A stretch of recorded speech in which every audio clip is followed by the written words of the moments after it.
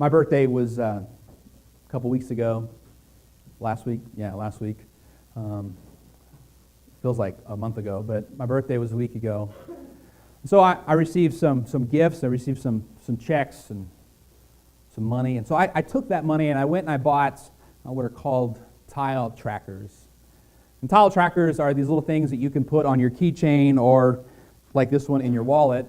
And then from your phone, you can make this chirp. And the reason I did that is because I'm constantly losing my keys and my wallet. Now, I also lose my phone, and so it's good that if I have this, I can hit a button on this, it'll make my phone beep. So even though I lose all of these things, I never lose them all at the same time, hopefully. And so this helps me keep track of these things that are important to me. Now, I say that they're important to me, but you say, if they're important to you, why do you always lose track of them? And the reason is because I have the type of mind that when I'm focused on something, that thing becomes what I see, and everything else just kind of fades into the peripheral. Now, for that reason, I can be on the phone with someone talking them through a problem, talking about what it is that they're experiencing, some issue that they're having with their family, and I can drive 10 miles in the wrong direction because I don't even think about where it is that I'm going. I'm just thinking about this phone call that I'm on.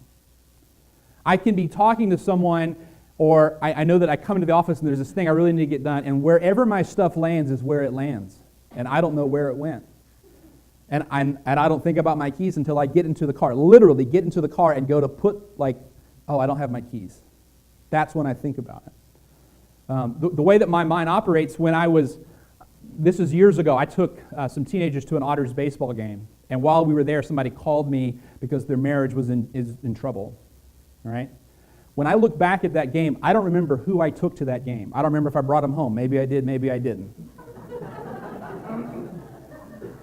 But whenever I go to the Otters game, when I walk through the parking lot, I remember the exact spot in the tree that I was standing at when I had that long phone call with that person. Because in that moment, that was the thing that my mind was focused on. That's what I committed to memory. And so these trackers help me keep track of things that are important but fade off in my mind. They fade off to the side. And what I think we have here in Philippians chapter 4 is Paul's mechanism, his hack, his way of tracking what is important, even when things aren't going good. Because there are things that you know to be true about God and you know to be true about your life, but when you are suffering or when you are struggling or when you are facing adversity, those things kind of just slip off into the edges and the peripheral and you forget about them. And it's when we've forgotten about those things that we know to be true about the Lord that we are not thankful. And so we need these things. We need these exercises. We need these practices to constantly be bringing back before our eyes what is truly important, what matters, what is true, what is good. And when they are in front of us, we can't help but be thankful because God has done so much for us.